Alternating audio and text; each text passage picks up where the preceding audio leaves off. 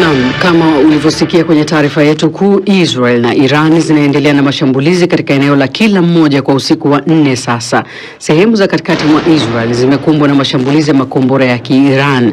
Picha kutoka Tel Aviv zinaonyesha mbele ya majengo ambayo yamekatwa na vifusi vikiwa vimetawanyika katikati ya barabara. Tunaangazia piga ni kupiga hii baina ya Israel na Iran. Tutarajia nini siku zijazo? Awali nimezungumza na mchambuzi wa siasa za Mashariki ya Kati Mohamed Abdurrahman pamoja naye mchambuzi wa siasa za Iran na mkazi wa Iran Abdul Fattah. Kwanza anaeleza hali ilivyo mjini Tehran na Iran kwa ujumla.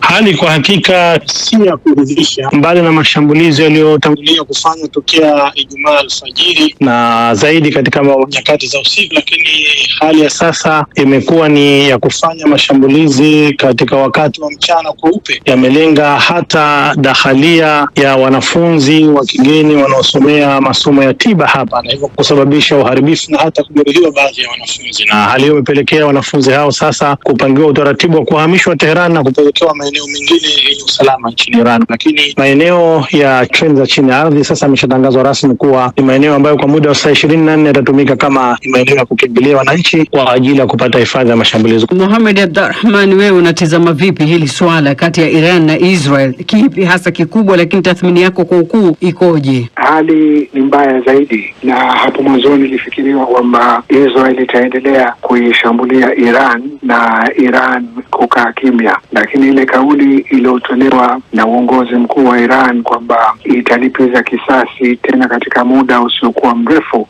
inaonyesha kuwa imetekelezwa na itaendelea kutekelezwa. Kwa hivyo hali iliyopo hivi sasa ni tete, na kwa mtazamo wangu ni kwamba kuna hatari kubwa ya mzozo huu kutokuwa tu wa Iran na Israel, lakini mzozo ambao utaenea katika eneo zima la Ghuba, na hicho ndicho kitisho kikubwa kiliopo hivi sasa panapohusika na vita hivi. Abdul Fattah, uharibifu wa kiasi gani ambao umesababishwa na Israel dhidi ya Iran katika vituo vya nishati ya nyuklia na miundombinu nchini Iran? Uharibifu kwa hakika ni mkubwa, ukiachilia mbali maeneo ya kijeshi, lakini kwanza kwa upande wa vituo vya nyuklia, vituo mbalimbali vya Iran vimeshambuliwa, na hasa miongoni mwa vituo vikuu ni kituo cha Natanz kilichoko katika mkoa wa Isfahan. Bila shaka taarifa zina mgongano, wakati Israel kwa upande wake inapotoa taarifa juu ya sehemu ambazo imeshambulia inaakisi kueleza kwamba imefanya uharibifu kubwa, lakini taarifa zinazotolewa na Iran kwa upande wake nazo zinaeleza kwamba pamoja na kwamba maeneo hayo yameshambuliwa, lakini shughuli za vituo hivyo hazikuweza kusimamishwa na zingali zinaendelea. Kile ambacho kinaonekana kwamba ndio lengo kuu zaidi la mashambulio ya Israel kwa upande wa vituo vya nyuklia ni kituo kikuu cha Iran cha Fordo ambacho kinaaminika kwamba kiko chini kabisa ya ardhi, na kwa mtazamo wa uwezo wa kijeshi inaonekana Israel haitakuwa rahisi kwake kuweza kufanikiwa kukifikia kituo hicho bila kupata msaada wa kijeshi au uingiliaji moja kwa moja wa Marekani, pamoja na kwamba waziri mkuu wa Israel Benjamin Netanyahu alipohojiwa na televisheni ya Fox News amedai kwamba mashambulio ya Israel yamesababisha uharibifu mkubwa sana na kurudisha nyuma mpango wa nyuklia wa Iran. Lakini tukiachilia mbali vituo vya nyuklia, ni kwamba Israel imeshambulia pia vituo mbalimbali vya miundombinu ya kiuchumi kama vituo vya gesi ya kusini ya Pars, kituo muhimu sana kwa ajili ya kudhamini takriban 70% ya gesi inayotumika ndani ya Iran, na vile vile vituo mbalimbali vya mafuta pamoja na viwanja vya ndege vya kiraia. Uharibifu ambao Israel imesababisha hadi sasa kiuhakika nao ni mkubwa, na jambo ambalo Iran yenyewe hailikanushi. Mohamed Abdurrahman, tunamwona Rais Donald Trump akikana kuhusika katika mashambulizi ya Israel. Anasema huenda hapo baadaye akahusika. Unachukuliaje hizi sehemu mbili, kukana na kusema baadaye atahusika? Rais Donald Trump ambaye amekuwa akishinikiza uwepo wa mkataba wa nyuklia na hata kusema hawataruhusu Iran kutengeneza silaha za nyuklia. Ni jambo la kawaida kwa utawala wa Marekani wa hivi sasa, au niseme kwa Rais Donald Trump kutoa kauli moja asubuhi na kubadilisha maneno na kutoa kauli nyingine wakati wa mchana. Kwa kusema kwamba haihusiki au haikuarifiwa, kuna utata hapa. Kwa lililopo hapo ni kwamba wakati mwingine Marekani inasema iliarifiwa kwamba Israel itachukua hatua hiyo, lakini kwa upande mwingine inasema kwamba sisi hatujahusika au kushiriki moja kwa moja katika mashambulio hayo. Lakini pia kuna utata mwingine ambapo pale Marekani inaposema kwamba tutakuwa tayari wakati wowote kusaidiana na Israel au kuisaidia Israel pale usalama wake utakapohatarishwa.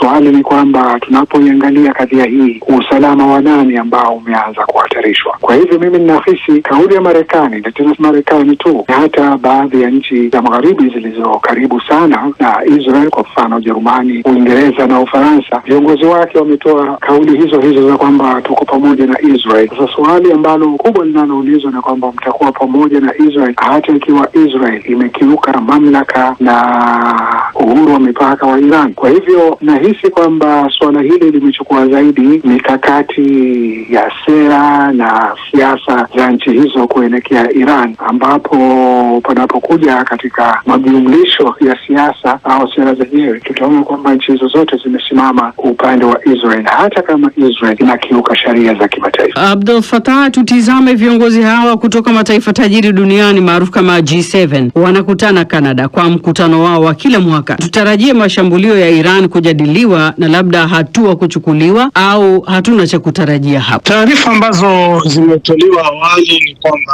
suala la mgogoro huu au vita hivi vilivyoanzishwa na Israel dhidi ya Iran vitajadiliwa au litajadiliwa katika mkutano huo, na kwamba kuna baadhi ya maamuzi ambayo nchi hizo yanaweza yakapitisha kwa ajili ya uchukuaji wa hatua. Hata rais wa Ufaransa Emmanuel Macron kasikika hivi punde akisema kwamba kuna uwezekano ndani ya kipindi cha masaa kadhaa yajayo ikapatikana hali ya utulivu katika mgogoro huu. Bila shaka msimamo ambao utachukuliwa na mataifa haya ya kundi la G7 itakuwa ni maamuzi yatakayokuwa yanakidhi maslahi ya Israel katika mgogoro huu wa sasa uliojitokeza. Mohamed Abdurrahman, tunavyoijua Israel huenda isisitishe mashambulizi haya hadi watimize malengo yake, nayo Iran imesema itaendelea kujibu mashambulizi ya Israel. Tutarajie nini katika siku ama wiki zijazo? Tunaposema kwamba Israel haitositisha mashambulizi mpaka itimize malengo yake na mapigano yakasimamishwa kwa muda pale tu Marekani itakapotaka. Lakini swali jingine muhimu ambalo tunapaswa kulizingatia ni kwamba kuna vile vile maslahi ya nchi za Ghuba ambazo zimeanza kuwa na uhusiano mzuri pamoja na Iran. Hizo ni pamoja na nchi kama Umoja